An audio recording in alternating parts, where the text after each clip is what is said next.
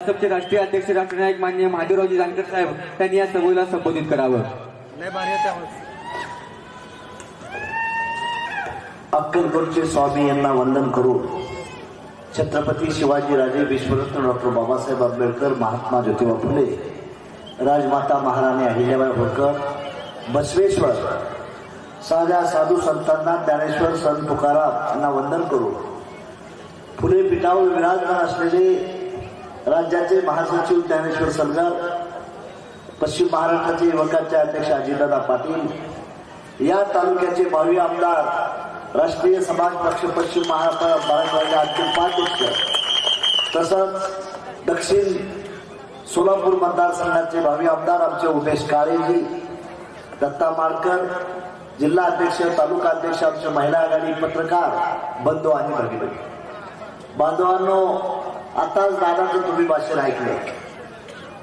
माझी आपल्याला विनंती आहे, काँग्रेस आणि भाजप एकाच नाण्याच्या दोन बाजू आहेत.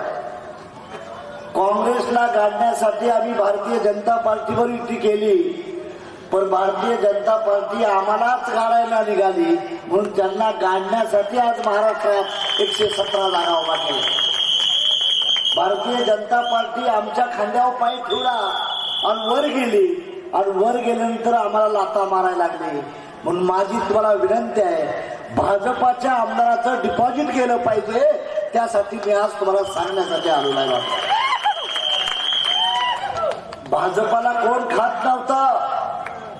2014ला हाच पट्ट्या रामदास आठवले, राजू शेट्टी, महादेव जानकर, गोपीनाथ मुंडेचं ऐकून आम्ही तुमच्यावर आलो. त्यांनी काय केलं, आमचा आमदार बी फोडलं, आमच्या पक्षात माणूस राहून दिला नाही, आमचा पक्ष वाढून दिला नाही. एवढी दरिद्री भूमिका कुणी घेतली असाल तर भारतीय जनता पार्टीने घेतली आहे. बाजूला लक्षात ठेवा. म्हणून माझी शपथ आहे, बहुजन समाजाला भाजपला मतदान करू नका, फक्त भाजपला करू नका. त्यांची मस्ती जिरवू एकदा हे पडले का ह्यांना ह्यांची लायकी कळत. काँग्रेसला आम्ही पाडलं होतं, काँग्रेस बी घराणीच आहे. 8 दिवसापूर्वी बारामतीत माझा उमेदवार आहे, तिथं सभेला गेलो, तिथं पवार साहेबांचं भाषण मला एका पत्रकाराने सांगितले. म्हणजे जानकर साहेब, पवार साहेबांनी असं भाषण केलंय. कसं केलंय तर म्हणजे 30 वर्ष बारामतीच्या जनतेनं माझ्यावर प्रेम केलं, 30 वर्ष मी सांगितलं अजितदादावर केलं, आणि 30 वर्ष आता माझ्या नातूवर प्रेम करा. म्हणजे बाकीच्यांनी काही सतरंजा उतरायच्या का? ती घराणेशाही मोडीत करायचं आहे. घराणेशाही मोडण्याचं काम तुम्हाला करावं लागेल. काँग्रेस घराणेशाही करत आहे आणि भाजपमध्ये तीच अवस्था आहे. भाजपमध्ये काय आहे, तुम्ही अभ्यास करा. भाजपमध्ये देखील घरातलीच माणसं आहे. सुषमा स्वराज्याच्या पोरीला तिकीट मिळतं. जे जुने नेते होते तेच भाजपचे आहे. आणि इथला आमदार तर एवढा फटीचर आहे, त्या सिद्धराम बापूला गाडलं आणि हो जाऊन तिथं चमचा झाला, आमदार झाला. तुला आता सचिन शेट्टे, कल्याण शेट्टी तुला आमदार होऊन देत नाही. माझं नाव महादेव जानकर आहे. काय तो जिल्ह्याचा पालकमंत्री व्हायला निघालाय.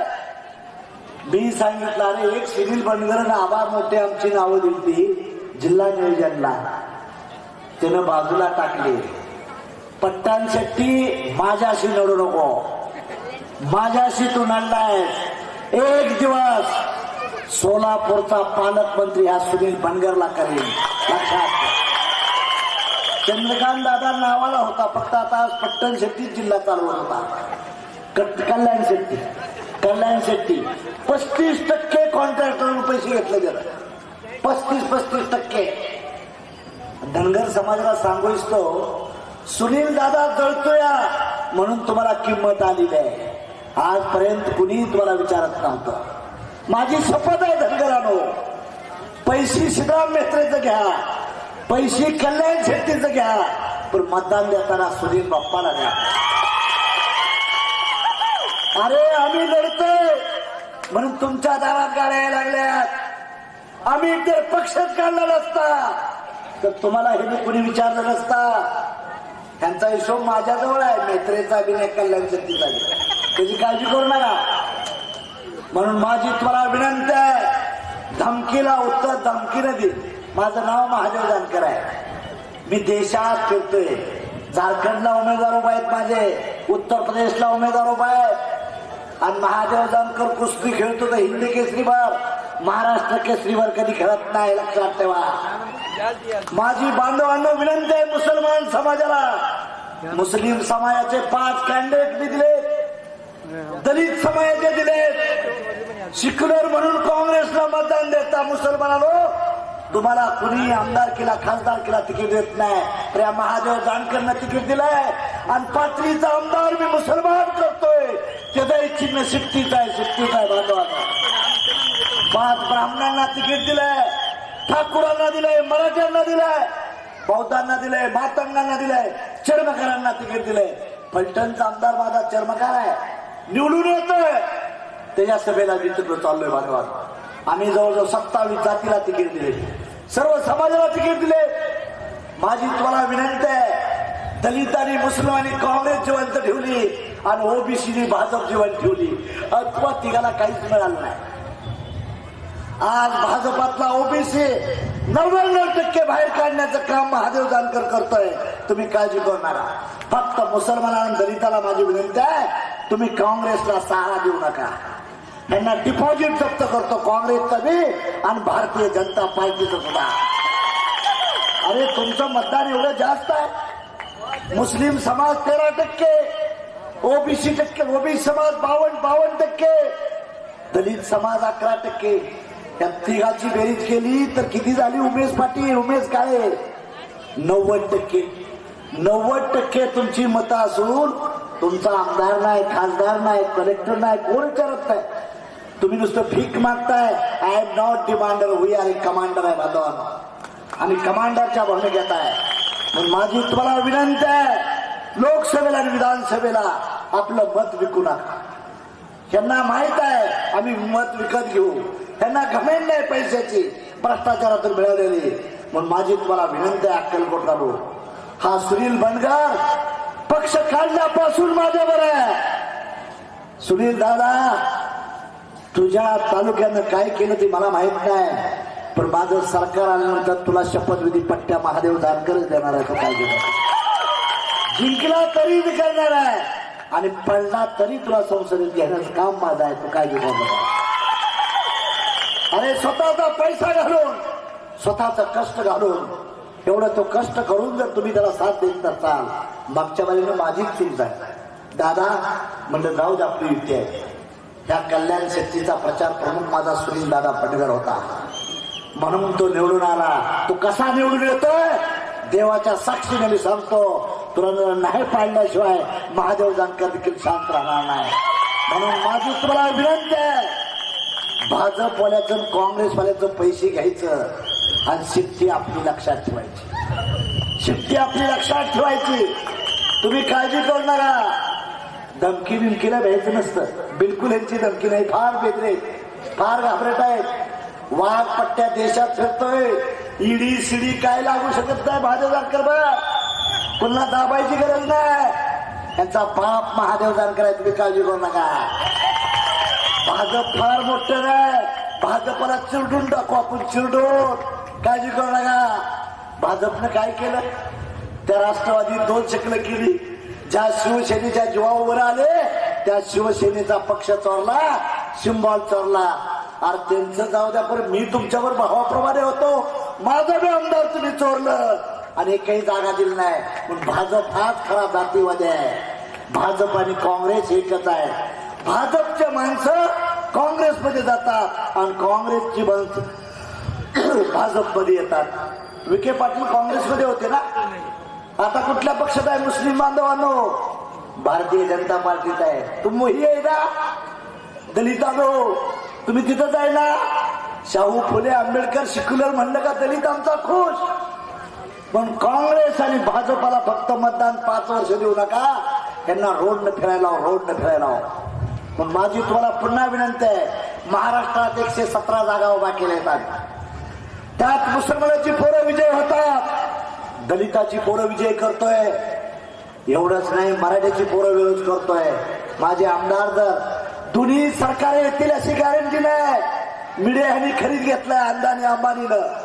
मीडियाला काय केले, पैसे दिले, त्यामुळे सांगतात हे आघाडी चाललंय ते आघाडी चाललंय. बोगस आहे. त्यांच्याकडे पैसा असल्यामुळं मीडियावर चाललेला आहे. उद्याचं सरकार बनवताना 117 पैकी 20-25 जर आमदार माझ्या पक्षाचे आले तर सरकार बनण्याचा अधिकार आम्हाला असाल. जरी किंग नाही झालो तर किंग मेकरच्या भूमिकेत महादेव जानकर असाल हे विसरता कामा नाही.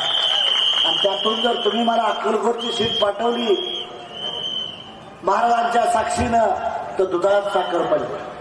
अक्कलकोटला मी जिल्ह्याचं नेतृत्व द्यायला तयार आहे. जिल्ह्याचं नेतृत्व अक्कलकोट तालुका करा. म्हणून माझी तुम्हाला विनंती आहे, माझ्या सुनील दादावर तुम्ही लक्ष ठेवा, प्रेम करा आणि त्याला तुम्ही मुंबईला पाठवा. मी त्याला हे करणार नाही. सुनील दादा धीर सोडू नको. कलेनं पक्ष वाढत जातो. पक्षाची एक दिवस सत्ता येणार आहे. या पक्षाचा एक दिवस पंतप्रधान असणार आहे. या पक्षाचा एक दिवस मुख्यमंत्री असणार आहे. 30 वर्षापूर्वी भाजपला कमळला झेंडा धारायला माणूस लागता. त्यांची चिकाटी वाढत गेली. कमळ आमच्या खांद्यावर बसलं, आमच्या खांद्यावर पाय ठेवला आणि वरच्या बाजूला गेलं आणि वर गेल्यावर लाथा मारायला लागले. त्या कमळाला चिरडून टाका ही विनंती करण्यासाठी आपल्याकडे आलोय बांधवात. त्यांना चिरडा. त्यांना काय वाटलं गुलाम माणसं चालतात. एखाद्या जातीतला आपल्या माणसात घ्यायचा, आमदार करायचा आणि त्याला चमचा बनवायचा, पोपट बनवायचा. आपल्या समाजाचा जरी बीजेपीचा चमचा आला तर त्याला शिव्या देऊन चपल्यानं मारून हाकलून लावा, तो दलाल बनवा. काँग्रेसचा एखाद्या समाजातला चमचा आला, मला काल कळालं प्रतापगडीचं भाषण झालं. तो शाहीर आहे हो, त्याला कॉप्ट करून घेतलाय. प्रतापगडीला माझा सवाल आहे, या देशात मुसलमान 11% आहेत. 11%त एक तरी खासदार आहे का मुसलमानाचा? एक तरी कलेक्टर आहे का मुसलमानाचा? सारी माणसं गॅरेज चालवतात, बेकरी चालवतात, केळी विकून पोटार्थ धावतात. आणि प्रतापगडी तो काँग्रेसचा चमचा म्हणून इथं भाषण करतोय. बीजेपीतले बी ओबीसीने चमचे येतील, त्यांना सवाल करा. ओबीसीनं तुमच्या जातनिहाय जनगणनेला विरोध केला, काँग्रेसने जसा विरोध केला तसा भारतीय जनता पार्टीने सुद्धा जातनिहाय जनगणनेला विरोध केला. रिझर्वेशनच्या विरोधात भारतीय जनता पार्टी आहे. रिझर्वेशन तुम्हाला कधीच मिळणार नाही. भाजपाची नियती आहे. त्यामुळे धनगरांनो, मराठ्यानो, ओबीसीनो तुम्हाला आरक्षण मिळेल हे मनातनं काढून टाका. आरक्षण कधी मिळेल? राष्ट्रीय समाज पार्टीचं सरकार आलं तर जिसकी जितनी संख्या भारी उसकी उतनी भागीदारी, याप्रमाणे रिझर्वेशन मिळणार आहे. पण माझ्या दलित बांधवांना, मुसलमान बांधवांना, मराठा असतील, लिंगायत असतील, ब्राह्मण असतील, जैन असतील, या सर्व लोकांना माझी विनंती आहे, एकदा तरी आम्हाला मोका द्यायचा प्रयत्न करा.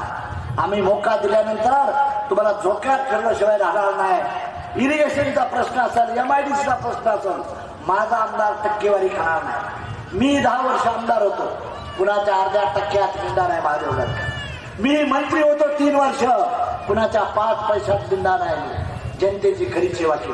म्हणून माझी तुम्हाला विनंती आहे, एकदा संधी राष्ट्रीय समाज पक्षाला द्या. राष्ट्रीय समाज पक्षाला द्या.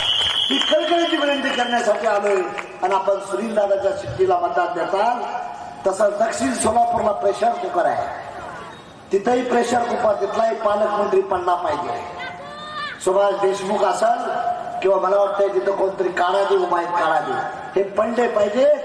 आणि उमेश काळे तुमचा सच्चा चळवळीतला कार्यकर्ता तिथं आमदार झाला पाहिजे. बार्शीलाही माझा आमदार आहे. माळशिरसला प्राध्यापक डॉक्टर लोखंडे आहे, त्यांना देखील विजय करा. सर्वांची चिन्ह सिद्धी आहे. फक्त आमच्या उमेश काळेनं प्रेशर टाकल्यामुळे प्रेशर कुकर मिळालेला आहे. प्रेशर कुकरला मतदान द्या आणि महाराष्ट्रातील 117च्या 17 उमेदवारांना राज्यसभाच्या विजयी करा, असं नम्र आवाहन करतो. आपली जाग येतो. जय हिंद, जय भारत. धन्यवाद साहेब. यानंतर साहेबांचे कार्यकर्ते कुडलचे आपले एक अपंग बांधव